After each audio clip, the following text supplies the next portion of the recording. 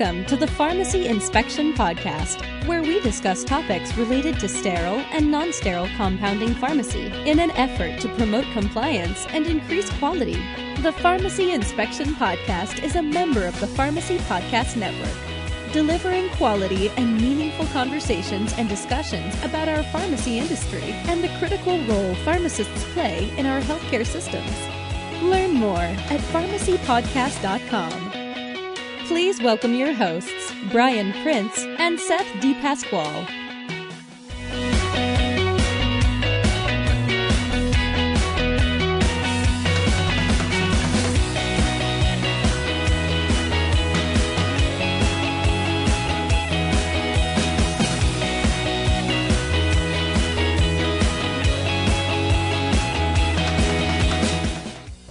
Hello and welcome to all of our compounding friends and colleagues to the Pharmacy Inspection Podcast with my co-host Seth DePasquale and myself, Brian Prince. We had a blast last week in Ponte Vedra, Florida at the American College of Apothecaries annual conference. It was really great getting to connect with our old friends and even making some new friends, and it was even more awesome hearing the kind comments from those conference attendees who told both Seth and I that they really enjoyed the content and our mission for quality and safety in the compounding industry through this podcast.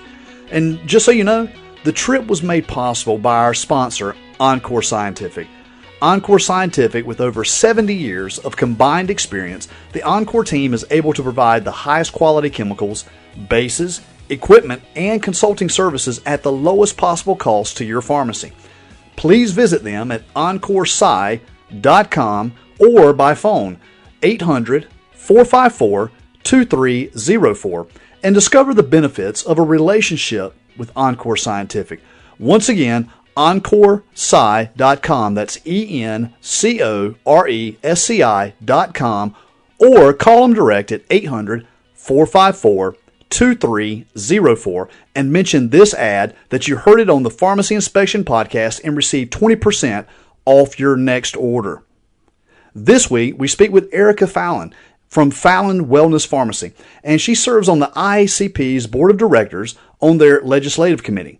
Erika, thanks for joining us. Please tell us more about yourself and your path into compounding pharmacy. I'm Erika Fallon, and I work at Fallon Wellness Pharmacy as the Supervising Pharmacist. I've been doing this job since about 2008, and I love it. I am very involved with IACP, Legislative Committee, and also sit on the board at IACP. I think that's really awesome. I graduated from Albany College of Pharmacy in 2008, and I've basically been involved in pharmacy and compounding pharmacy for my entire career as a pharmacist. When did you first get started in compounding? Because, I mean, your dad has owned that for, forever. So, were you in the pharmacy as a little kid making up stuff? Yeah, I mean, basically it's in my blood. I'm a third-generation pharmacist. I basically grew up behind the counter, if you will, just straightening shelves, since I could stand, essentially.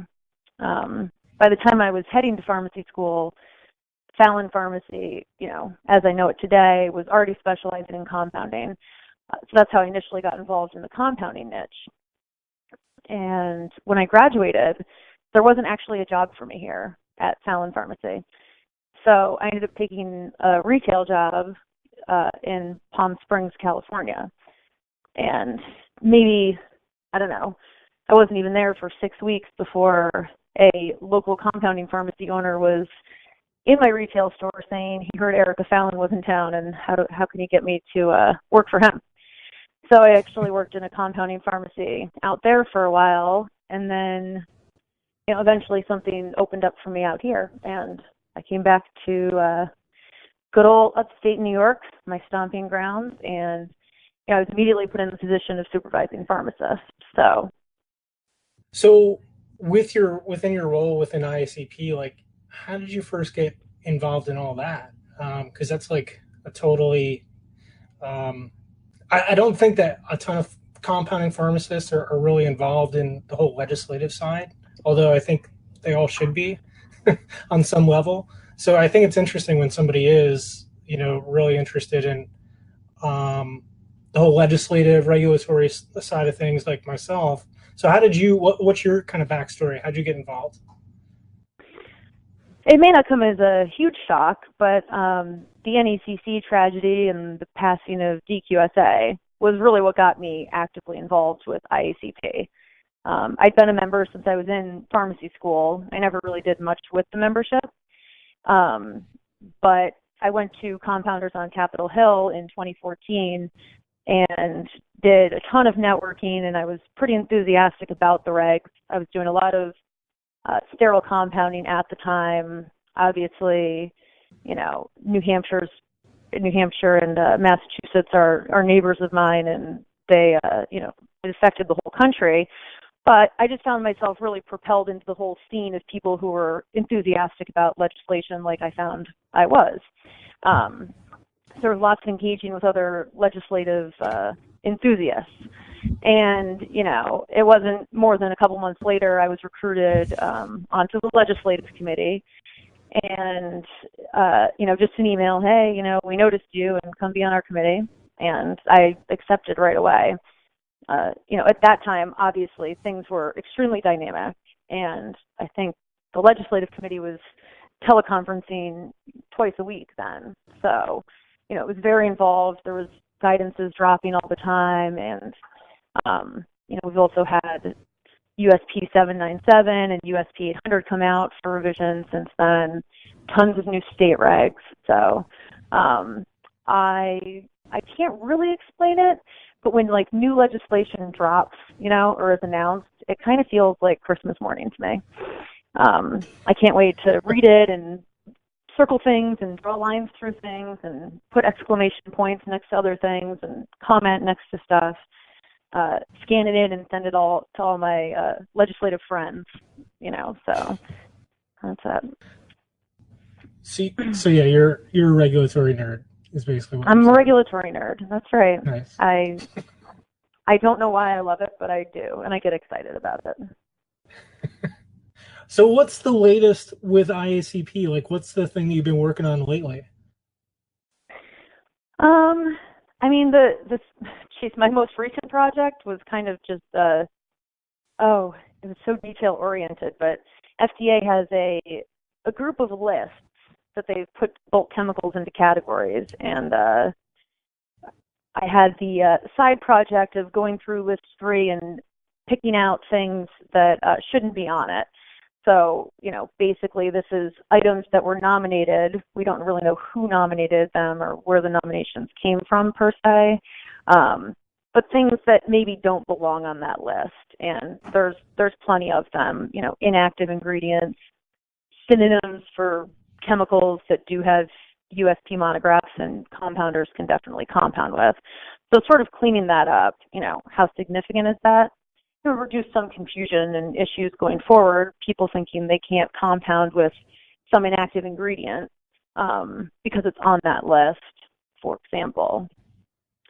Besides that, some of the stuff we've been working on just in general on legislative committee, just reviewing and commenting and sort of developing IACP's comments on various regulations, all the FDA guidances, plenty of, state board regs, 797, 800. In some cases, we see that revisions are made, based on items that we came up with as suggestions for revision.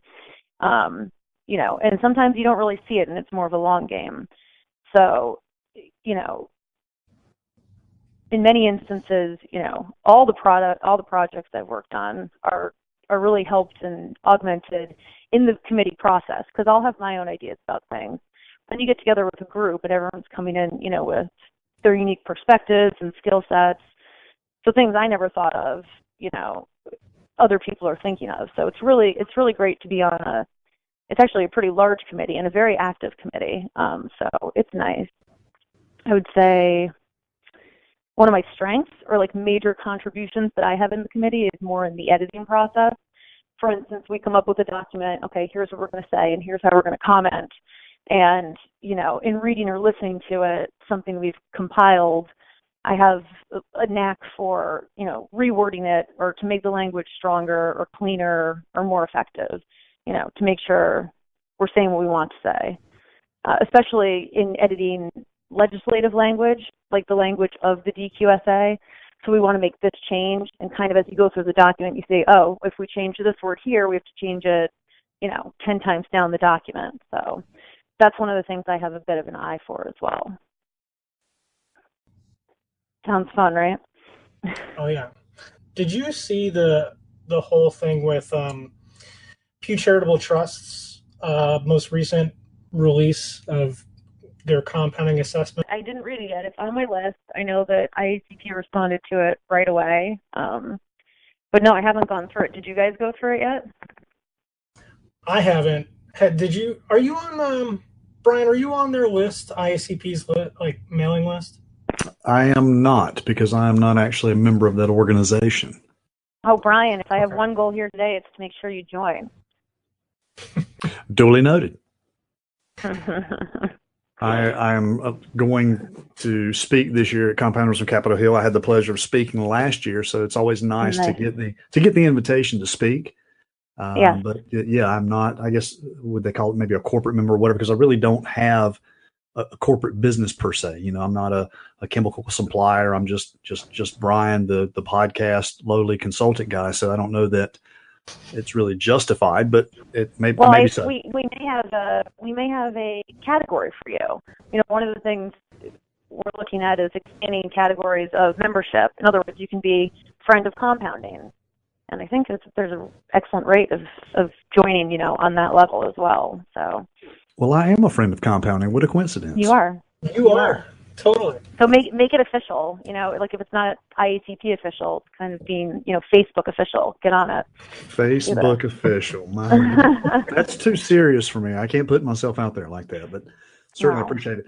Erika, I know that you are involved with the IACP at a very deep level, but then there's the Erika, that's the pharmacy owner. So let's kind of switch gears a little bit, and let's talk about your thoughts on USP 800.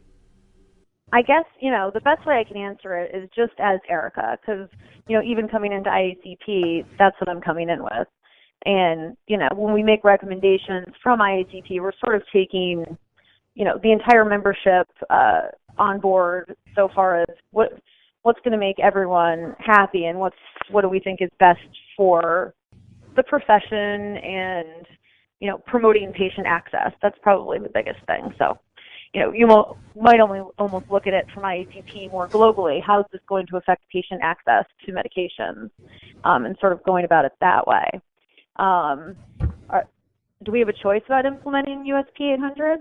I don't know that we really do. I mean, we've had FDA in our pharmacy twice. If they have any interest in enforcing it, I'm sure I'll see them again someday, and they'll be wondering what we've done to implement it.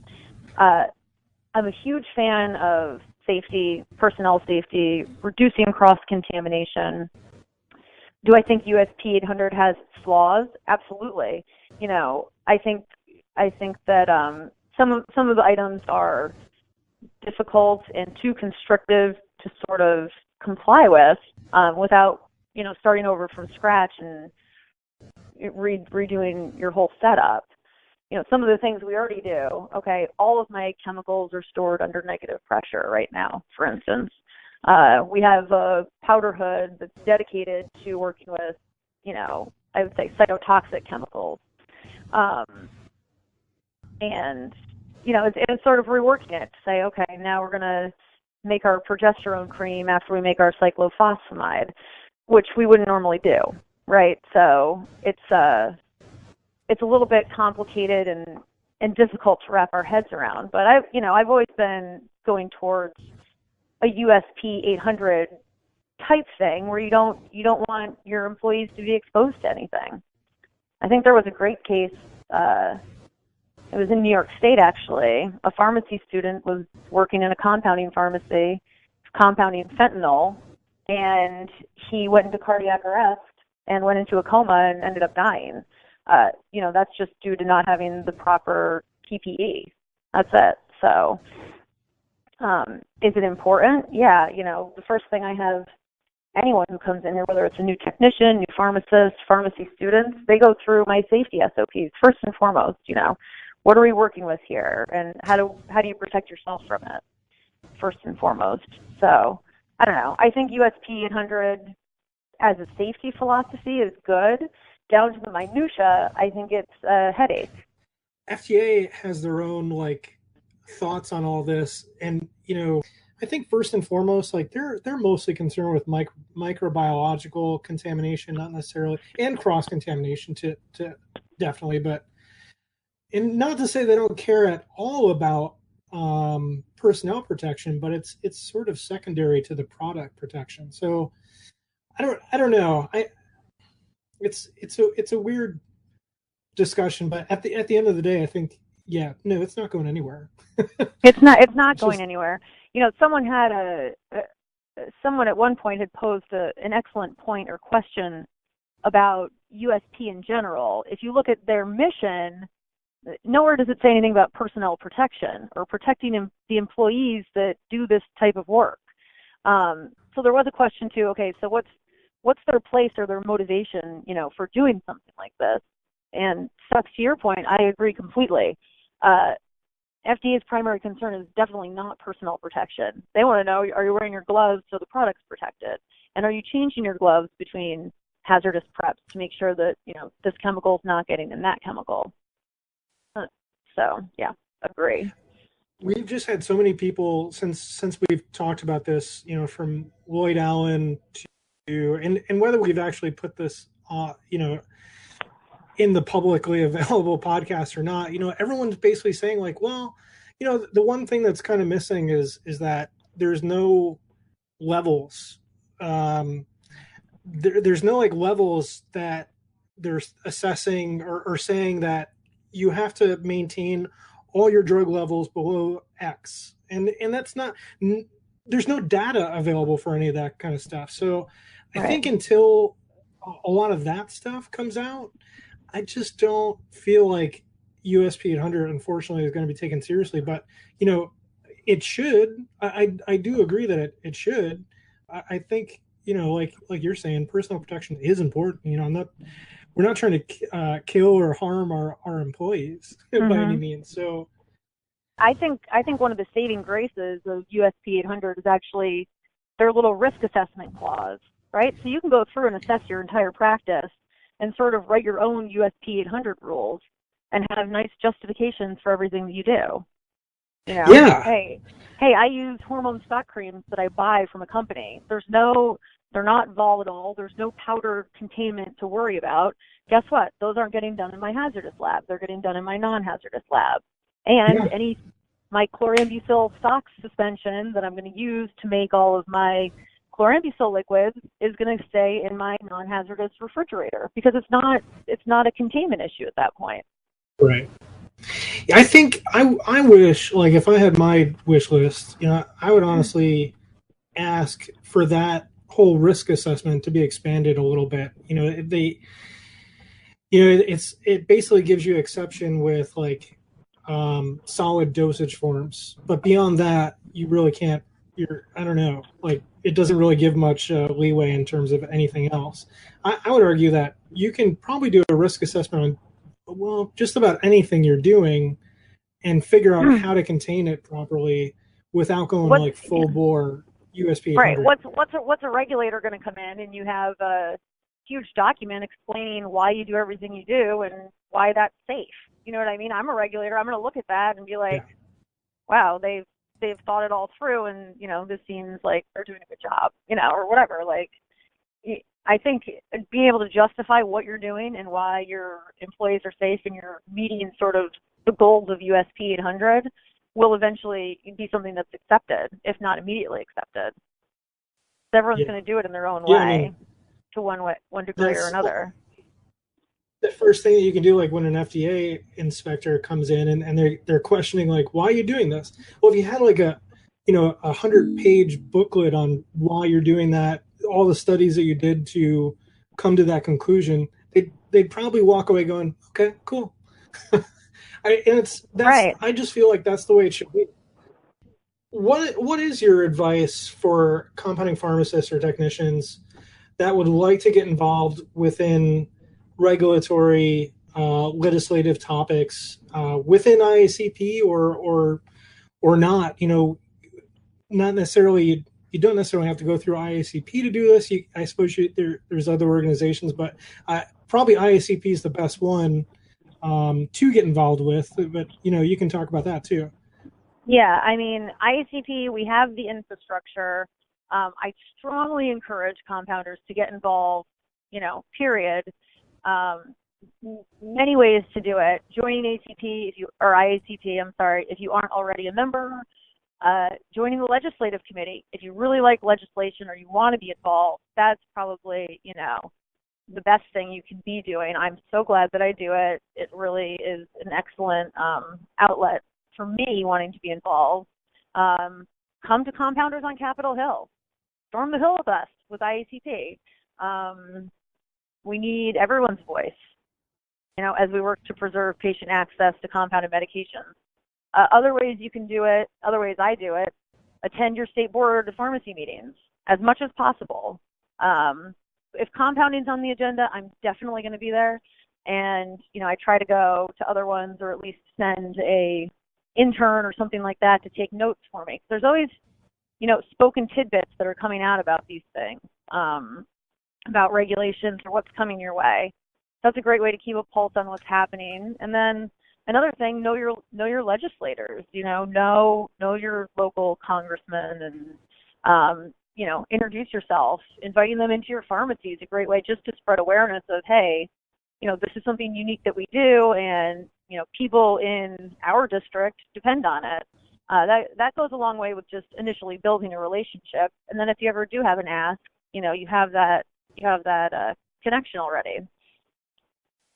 So, those are the ways that I like to do it. And, one of the things I also like about IACP and being involved with legislation and regulatory is just, the ability to network with your peers and people that aren't even necessarily your peers, That's one of my favorite parts of IACP, whether it's just being on the board or in a committee or just being a member, you sort of humanize and get to know your competitors, as well as your colleagues. And it's sort of it's a nice thing. I really enjoy it, and that's it. Erika, thank you. Seth and I genuinely appreciate you joining us this week and sharing your obvious passion for the compounding industry.